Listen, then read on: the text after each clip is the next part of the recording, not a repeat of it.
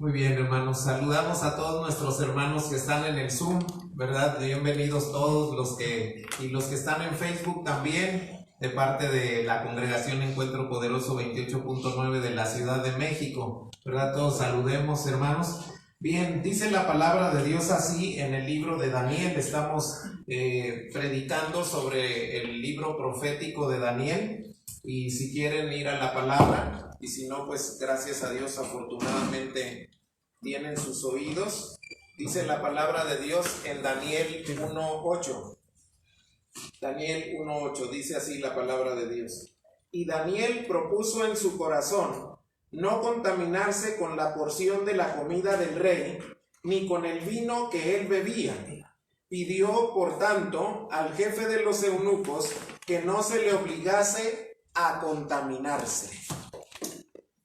Ok, la palabra de Dios dice que Daniel escogió no contaminarse. Y hoy vamos a hablar un poquito acerca de lo que es la iglesia, de el propósito de la iglesia en todo el mundo, ¿verdad? Pero en especial el propósito de Encuentro Poderoso. Saben, nosotros nos sentimos muy felices y yo creo que cada uno de los que estamos aquí estamos muy agradecidos con Dios por formar parte del cuerpo de Dios, porque tú eres parte del cuerpo de Dios. Entonces, alguien dijo un día, todos queremos ser parte de un gran propósito. Y yo creo que tú, el día de hoy, estás teniendo esta mentalidad de ser parte de un gran propósito. Y Dios nos está dando la oportunidad de ser parte de ese gran propósito. Les voy a platicar rápidamente.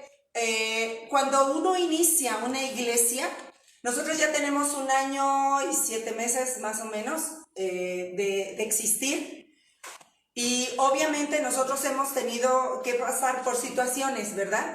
Pero déjenme decirles algo, cuando uno inicia una iglesia, no crean que es fácil. Por ejemplo, les voy a platicar la historia de un pastor que, no sé, algunos deben de conocerlo en alguna de sus predicaciones. Él se llama Rudy Gracia. Él, cuando inició la iglesia, no crean, él tiene ahorita una iglesia de miles de personas. Y uno lo ve feliz y contento porque ya es un pastor de miles y miles de personas. Pero en realidad él empezó en su casa, con su esposa, con sus hijos y unos cuantos amigos. Entonces, ¿qué fue lo que pasó en él? ¿Por qué ahora es una iglesia grande? Porque las personas que estaban reunidas en su casa tomaron la decisión y el reto de tomar un propósito en su vida. Entonces, hoy vamos a preguntarle a la palabra de Dios cómo vivió Daniel la parte difícil de lo que él tuvo que pasar en ese tiempo. Sí, cuando estamos hablando, hermanos, de la iglesia, tenemos que hablar de una parte muy difícil, de una parte muy complicada. ¿Y saben cuál es esa parte? El inicio de la iglesia. Iniciar la iglesia es bien complicado, es muy difícil. Iniciar una empresa, ¿será que hoy la inicias y mañana vendes 2 millones?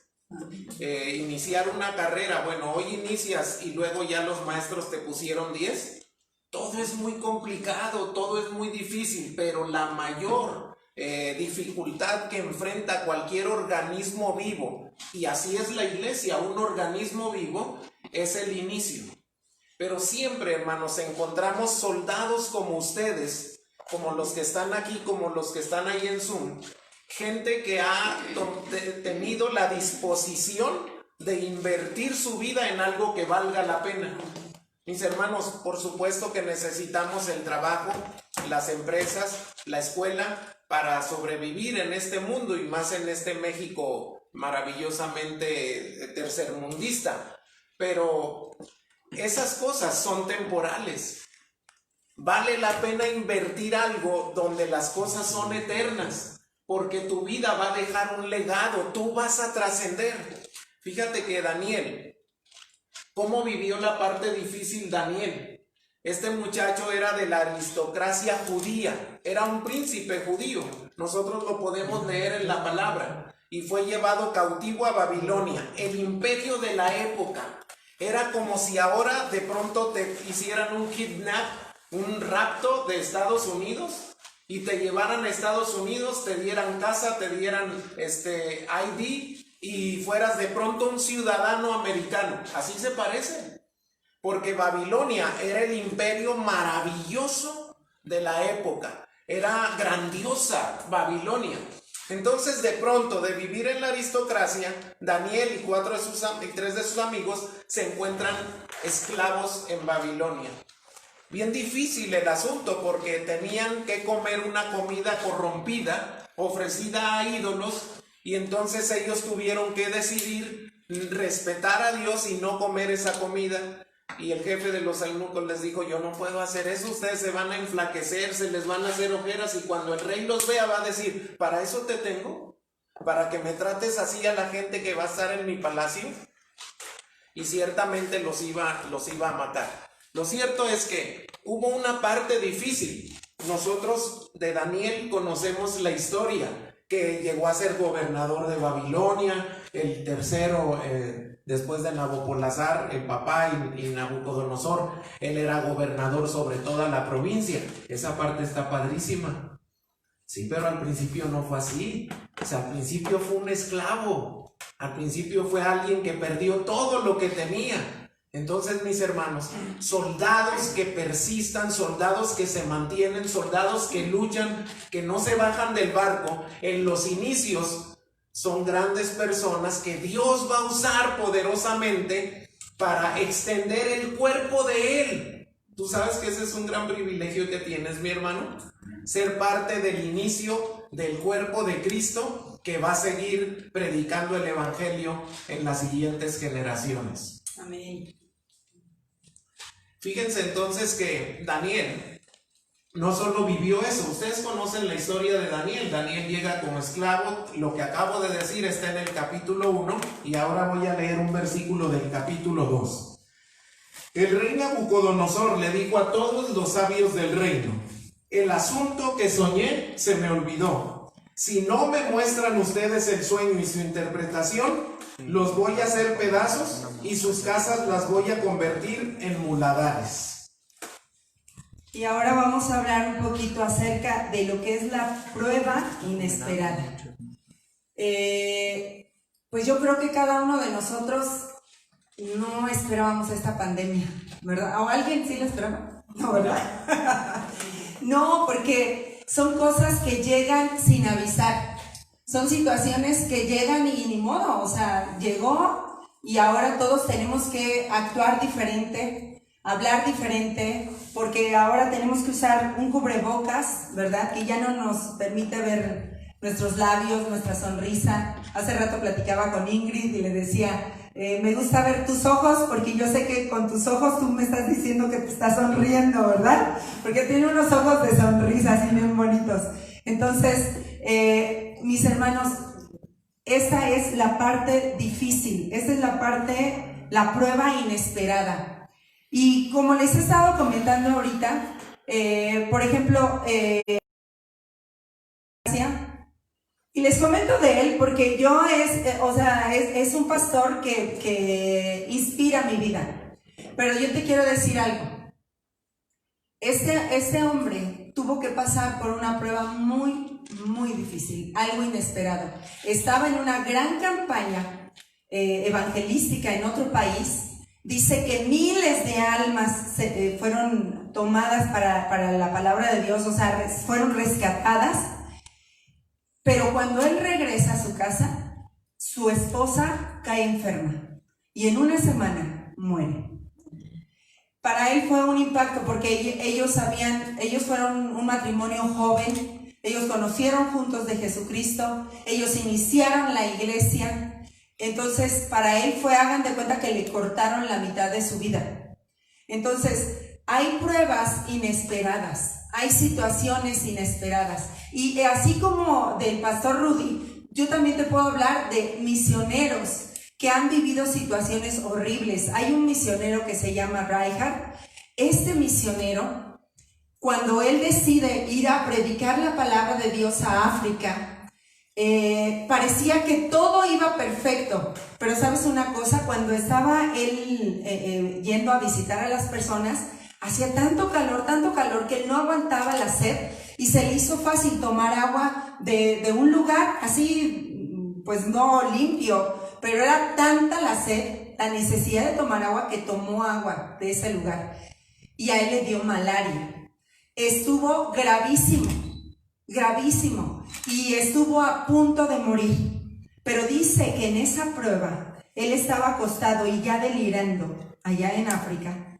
Él es alemán, el hermano Reinhard, y dice que de repente una noche, después de muchos días de delirio, él escuchó una voz, él escuchaba una voz de alguien que estaba orando por él, y dice que empezó a sentir una sanidad en su cuerpo, así, sanidad literal, y al otro día él se levantó como si no hubiera estado enfermo de malaria. Entonces al otro día habló por teléfono a Alemania y preguntó, le dijo a su papá, que era pastor: papá, necesitas investigar quién estuvo orando por mí, porque yo escuché una voz de alguien que estaba orando por mí, intercediendo por mí, pero yo no sé quién fue, pero estoy sano, papá. Y el pastor investigó y había sido una hermana que dice que Dios la había levantado en la madrugada a orar y a interceder por la salud de Reinhard. Y fíjense, a lo lejos Dios contestó esta oración. Entonces, hay pruebas inesperadas, hay situaciones que nosotros no podemos controlar, como esta pandemia. En esta pandemia hemos vivido a lo mejor escasez económica. Hemos tenido que vivir situaciones de las escuelas que ya no ven a sus compañeros, algunos no ven a las novias, ¿verdad? O a los novios, pero hay situaciones que no esperábamos. Ahora, la pregunta es, ¿cómo vivió Daniel la prueba inesperada? Muy bien, pues estamos aquí intercambiando el virus nosotros, por eso los tenemos lejos a ustedes, ¿verdad? Para no contaminarlos. Pero fíjense que Daniel, de pronto, hermanos, termina el capítulo 1 y queda súper bien, queda padrísimo, porque el cuate resultó en el examen de admisión a la UNAM, resultó ser el mejor, 10 veces mejor que cualquiera de los sabios de Babilonia. Él y sus 3 amigos, los 4 chamacos judíos, resultaron ser 10 veces mejores. Por supuesto que Nabucodonosor quedó admirado y los llamó al palacio. Entonces, ya en el palacio tú dices, no hombre, pues ya la hicieron, le dieron la Secretaría de Educación Pública y luego ya son jefes de sección los 3 amigos. Todo está súper padrísimo, pero resulta que no, que el rey Nabucodonosor tiene un sueño y se le ocurre tener, ¿cómo se llama este man? Alzheimer. Se le olvidó el sueño, ¿verdad? Se parecía a Dory, la de Nemo, ¿no? Soñó una cosa y se le olvidó en 5 minutos. Entonces le llama a los sabios de Babilonia y les dice algo que ningún rey en ninguna época del mundo había hecho. Oigan, yo necesito que ustedes me interpreten un sueño que tuve. Y los sabios dijeron, dinos el sueño. Y él dijo, se me olvidó. Y además se me olvidó con un propósito. Ya que se me olvidó, sirve de que voy a saber si ustedes son sabios o no. Porque si ustedes son sabios, ustedes deberían saber el sueño. Y si saben el sueño, es la única manera de que yo sé que no me están lloreando, que no me están inventando una interpretación, ¿sí? Dime mi futuro. A ver, ¿qué signo eres? No, pues si tú sabes todo, tú dime qué signo soy, ¿no? O sea, no, dime mi futuro. Bueno, pues dime tu nombre. No, pues, no necesito. El rey preguntó eso. Entonces, el problema de que ellos se enfrentaron una prueba inesperada fue que les dijeron a los miembros del gabinete de Andrés Manuel López Nabucodonosor, se les fue dicho así: y donde no me digan el sueño y su interpretación, se mueren. ¿Tú te imaginas? Fuiste llamado con privilegio a ser parte del gabinete y a la primera te amenazan de muerte. Esa fue una prueba inesperada. Es admirable, mis hermanos, cómo hay gente entre nosotros que vivió, ha subsistido con medio sueldo, sin sueldo. Sé de hermanos que sostienen la nómina de sus empresas a pesar de que no hay los mismos ingresos. Pero sé de estos héroes, hermanos, sé de estos héroes. Hay unos héroes, hermanos, que se han mantenido fieles a su iglesia. Esos son héroes de verdad, hermanos. Un soldado en la guerra sí defiende a su país. Un médico en el hospital sí está con riesgos de coronavirus. Sí, pero eso es temporal. Un hermano que se mantiene en su iglesia hace que la iglesia continúe, y eso es vida eterna. Amén. Eso trasciende. Y no quiero quitarle a Dios todo el crédito, pero sí quiero que sepas de parte de Dios que el Señor está valorando tu participación y que tú continúes animado en medio de la prueba, en medio de la dificultad, en medio de la circunstancia complicada. Ahí es donde se mira.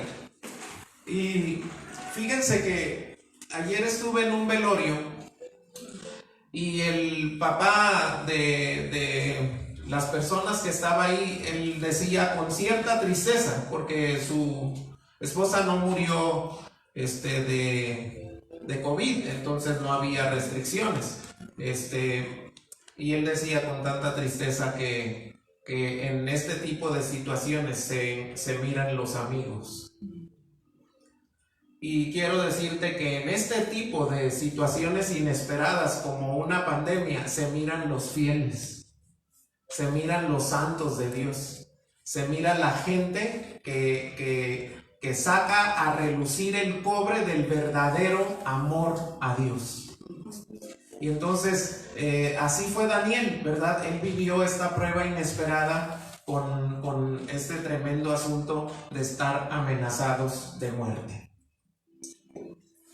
Ahora voy a leerles por último en el capítulo 3, porque vamos de capítulo en capítulo, no solo en Daniel, sino en la vida, porque ya iniciamos la iglesia y fue la parte difícil. Y luego estamos en la prueba inesperada, que es esta pandemia, continuando el trabajo de la iglesia. Pero ahora quisiera decirles sobre otro asunto, que es el futuro incierto que tenemos. Y miren lo que sucedió a Daniel y a sus amigos. Voy a leer en Daniel capítulo 3, versículos 17 y 18. He aquí nuestro Dios, respondieron los jóvenes a Nabucodonosor, puede librarnos del horno de fuego ardiente, y de tu mano, oh rey, nos librará. Y si no nos libra nuestro Dios, queremos que sepas, oh rey, que no serviremos a tus dioses, ni tampoco adoraremos la estatua que has levantado. Bueno, pues yo creo que Dios está hablando en nuestra vida y nos está diciendo quién es tu roca, en quién está puesto tu firmeza, ¿verdad? En dónde están puestos tus pies, para que tu vida no se derrumbe, para que tu fe siga creciendo y fortaleciéndose. Acabamos de cantar un canto muy bonito que dice, vamos a construir una habitación, ¿verdad? Entonces, ¿tú quieres construir? Yo creo que para poder construir necesitamos estar fuertes y que ninguna prueba difícil nos tumbe. De verdad, yo creo que yo que tuve que vivir pasar por esta situación, pasar por la enfermedad, les puedo decir, mis hermanos, cuando estaba pasando por esa enfermedad, yo sentía que mis piernas se tambaleaban, pero nunca se doblaron ni se cayeron, ni se quitaron de la roca, porque yo sabía en quién estaba confiando.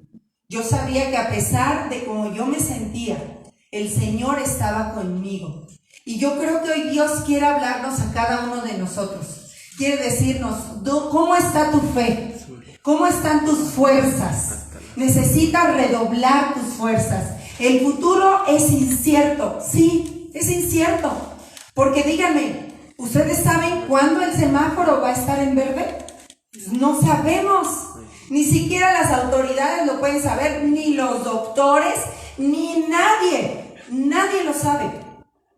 Es incierto. Pero no por eso yo voy a flaquear. y a dejarme morir y a tirar la toalla. No, voy a seguir adelante. Y yo lo puedo ver en sus ojos, mis hermanos, porque sus rostros no los puedo ver todos, pero en sus ojos yo puedo ver esa, como dice mi esposo, ¿verdad? ¿De qué casta vienes? Vienes de la casta de Jesucristo. Recordemos que cuando Jesucristo entró en nuestro corazón, nuestro nombre fue escrito en el libro de la vida. Amén. Entonces, si tu nombre ha sido escrito en el libro de la vida y tienes esa plena seguridad, no puedes dar pasos para atrás. Dicen allá en Cuba, para atrás ni para tomar impulso. Entonces, mis hermanos, nosotros necesitamos que aunque el futuro sea incierto, nosotros sigamos adelante. Yo le doy gracias a Dios porque nosotros no podemos ver el futuro. Porque si lo pudiéramos ver, nos haríamos cobardes, tendríamos miedo.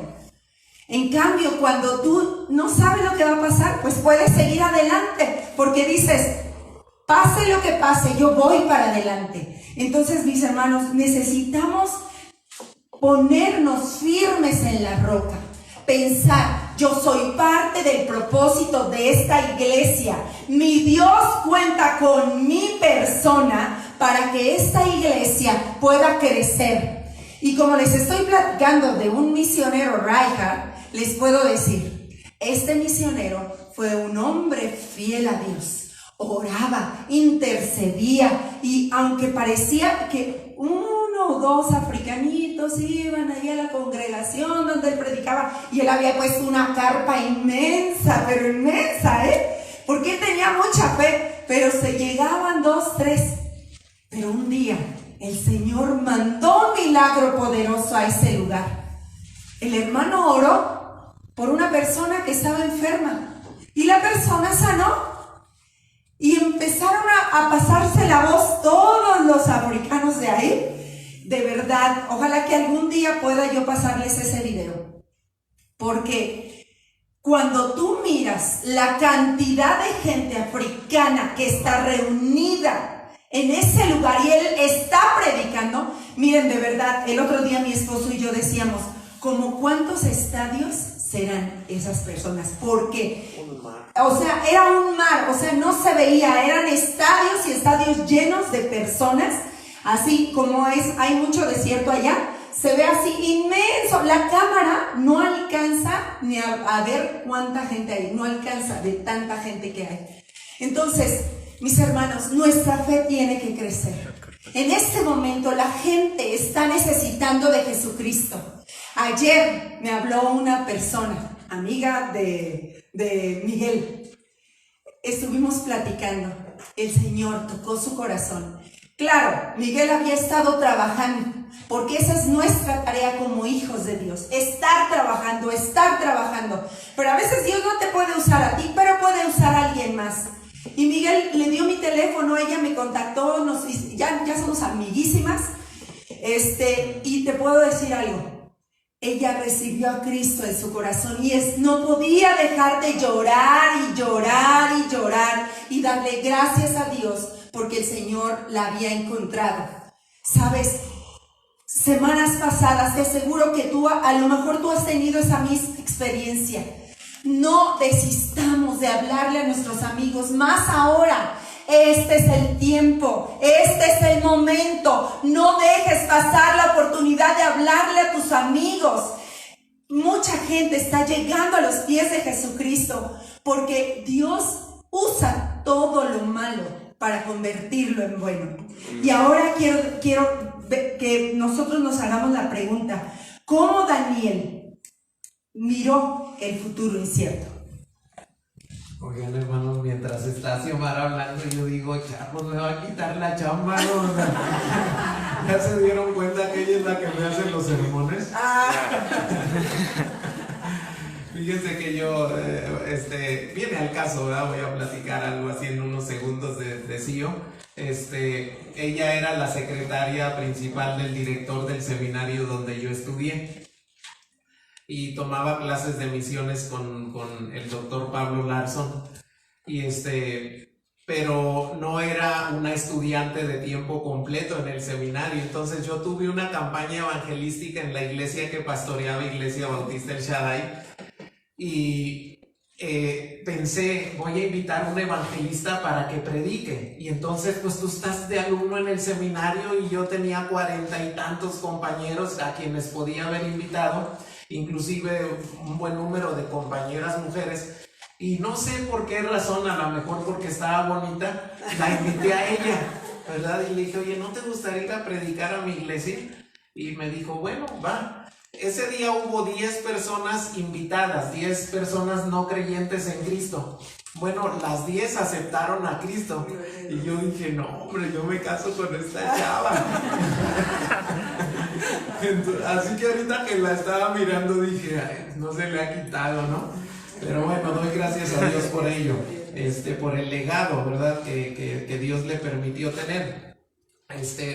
Sí os citó a Rudy Gracia, que vive en Miami, este pastor, y lo estamos citando por un homenaje a su esposa, porque esta mujer no murió en vano. Esta mujer hizo mucho por el ministerio de Rudy Gracia. Entonces estamos contentos de citarlo. También quiero citar a la hermana Ruth, que murió el día de ayer, y si Geraldine y su papá están mirándome o después van a mirar este sermón, quiero decirles que es un homenaje a la hermana Ruth, una mujer de fe. ¿Qué es lo que viene al caso? En el caso de la hermana Ruth, miren que en lo físico, en lo terrenal, existe algo muy curioso que no sabía de la familia de la hermana Ruth. Ella tiene 2 hijas mujeres, Katy y Geraldine, y tiene 2 nietas, Ana y Abby. Y entonces ayer que estaban diciendo sus nombres, todas dijeron llamarse Ruth, y yo dije, a ver, espérame, sí, yo soy Geraldine Ruth, y yo soy Catherine Ruth, y yo soy Ana Ruth, y ella es Abby Ruth. ¿Cómo crees? Entonces, pensando en esto, quiero decir algo. Geraldine es Ruth abuela, Geraldine hija, Ana nieta, y están en el camino del Señor. Yo me pregunto, ¿qué legado estaremos dejando nosotros? Nosotros debiéramos preocuparnos por dejar un legado de continuidad de la fe. Ahora, cuando yo leo Daniel capítulo 3 y veo a estos chamacos, porque en este momento ellos son unos chavillos que fueron llevados cautivos a Babilonia, viene el horno de fuego, les dicen que nieguen al Dios que tienen y se arrodillen delante de un ídolo. ¿Y dónde fueron criados estos chavos? O sea, ¿qué padres formaron a estos tremendos? Al grado de que estos chavos dicen, mira, rey, ni siquiera vamos a discutir contigo el asunto, no nos vamos a arrodillar. ¿En serio no se van a arrodillar? Caliéntenme 7 veces más el horno de fuego, porque se me van a tostar mis reyes por no arrodillarse delante de mi estatua. Porque resulta, mis hermanos, que Nabuquis, tremendo, ¿verdad? Nabucus está alto en soberbia. Había dioses en Babilonia, pero ¿saben qué estatua se hizo para que el pueblo la adorara? Una imagen de él.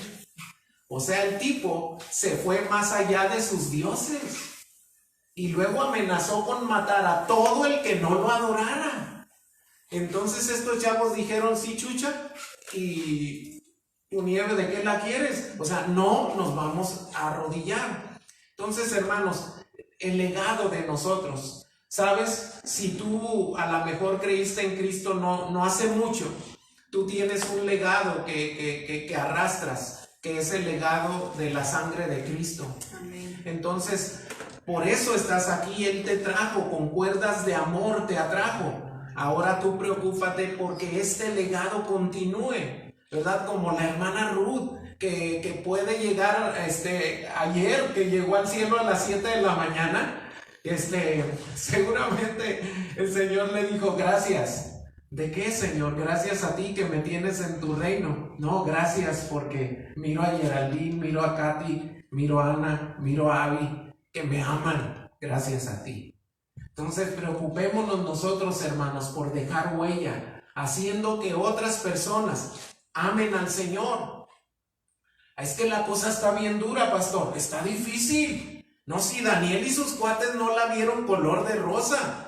Después del horno de fuego, mis hermanos, ellos se vuelven todos gobernadores de las provincias de Egipto. Y luego viene el capítulo 4 y les voy a predicar eso el próximo domingo, que les fue del nabo otra vez, porque aquí Mr. Nabucodonosoration estaba súper cañón. En cada capítulo Nabucodonosor está diciendo, no hombre, no hay Dios como el Dios de Israel. Pero viene una crisis y se le cae la fe. Bueno, pero a Daniel y a sus amigos, cualquier crisis nunca les tumbó la fe. ¿Te la tumbará a ti? Esa es una pregunta mía. Te hago una que la Biblia dice, ¿y cuando Cristo venga, hallará fe en la tierra? Pues que la encuentre en tu corazón, mi hermano. No importa de esta situación, no importa de lo que viene. Pues el futuro está fácil. Hombre, está incierto. Tú escuchas a Gatell, dice una cosa. Escuchas a Andrés Manuel, dice otra cosa. O sea, ni los tipos están de acuerdo. ¿Por qué? ¿Tienen la culpa? No la tienen. El futuro es incierto. O sea, está bien difícil descifrar. Pregúntale a cualquier director de primaria, de secundaria, de prepa, oye, ¿cuándo se va a normalizar esto?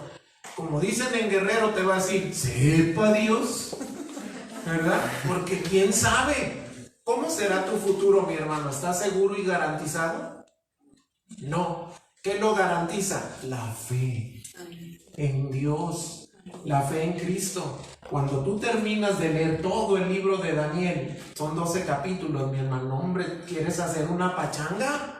Porque estos cuates se mantuvieron muchísimos años fieles al Señor y siempre fueron triunfantes y exitosos. La Biblia dice, el que ama a Dios jamás será avergonzado. Dios no deja para siempre caído al justo. El Señor está con los que le aman. Yo honro a los que me honran y me hallan los que temprano me buscan. El Señor siempre estará contigo, mi hermano. Dale su lugar, mi amigo. Dale un lugar a Dios, a Cristo Jesús en tu corazón. Pues creo que Dios nos ha dicho esta mañana lo que Él quiere para nuestras vidas. Entonces yo quisiera saber si en este momento hay alguien ahí en su lugar que quiere volverse a comprometer con Dios, ¿verdad? Que quiere decirle al Señor, Señor, cuenta conmigo. Yo voy a construir. Yo voy a ser de los que construyan. Yo no voy a ser de los que me quede sentado viendo como Sanballat y Tobías burlándose de los que construían el muro. Yo voy a ser de los que construyen. Y con una mano voy a estar construyendo, edificando, y con la otra me voy a estar defendiendo. Porque acuérdense que necesitamos estar preparados y no dejar de leer su preciosa palabra y no dejar de seguirnos edificando también a nosotros mismos. Entonces, hoy Dios está hablando en nuestras vidas y Él quiere que cada uno de nosotros nos comprometamos. ¿Sabes? No es coincidencia que hoy vinieras, no es coincidencia que hoy estés aquí. Es porque Dios te trajo y porque Él quería que tú te comprometas nuevamente con el Señor. Que le digamos a esta pandemia, sí, hiciste estragos, pero a los hijos de Dios, nadie los para, porque vamos con el poderoso de Israel y Él va peleando por nosotros y Él va delante de nosotros, mis hermanos. Así es que no tenemos por qué temer, porque Dios está con nosotros, su Espíritu Santo está aquí. Este es el lugar donde el Espíritu Santo mora. Y yo quisiera que si tú sientes en tu corazón en esta mañana, tarde, que te pongas de pie ahí en tu lugar. Vamos a cerrar los ojos porque yo no quiero ver quién se pone de pie y quién se quiere quedar sentado. Pero estoy seguro que todos nos vamos a poner de pie. Y ponerte de pie es decirle, Señor, cuenta conmigo, Padre. Cuenta conmigo, Señor. Yo seré de los que construyan. Yo seré, Padre bendito, de los que no se va a amedrentar y no va a dar un paso atrás. Padre bendito, gracias te doy por la vida de mis hermanos. Seguramente ahí en sus casas también ellos se están poniendo de pie, Padre. Porque vale la pena luchar por ti, Señor. Vale la pena, Señor, arrebatar las almas del enemigo. Señor Jesucristo, tú eres el Todopoderoso. Y yo pongo en tus manos, Padre bendito, a todos mis hermanos y a todos mis amigos que hoy se están poniendo de pie. Que hoy le están diciendo al Señor, cuenta conmigo, Señor. Mi vida es tuya, Padre. Gracias, Padre bendito. Te bendecimos, Señor Jesucristo. Y Padre, gracias por todas tus misericordias.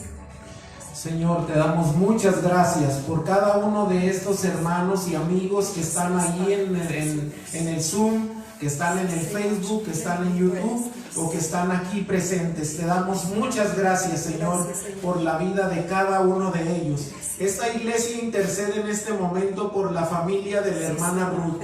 Nosotros estamos contentos, ellos están tristes y con ese dolor, pero desde aquí, Padre, en el nombre de Jesús, te rogamos que tú envíes paz, consuelo y bendición a toda la familia.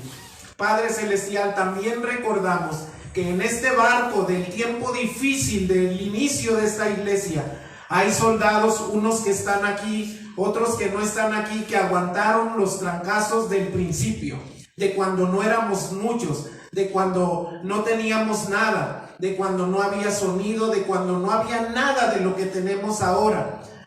Señor, te doy gracias por ellos, porque resistieron todo el primer año, que es un año de prueba, de dificultad, de acomodo, de ajuste, de estructuración. Gracias, Señor. Gracias por cada uno de los que están aquí, porque son el legado, Señor, que está quedando y que está continuando con esta iglesia tuya. Sí, Señor, qué cosa más maravillosa.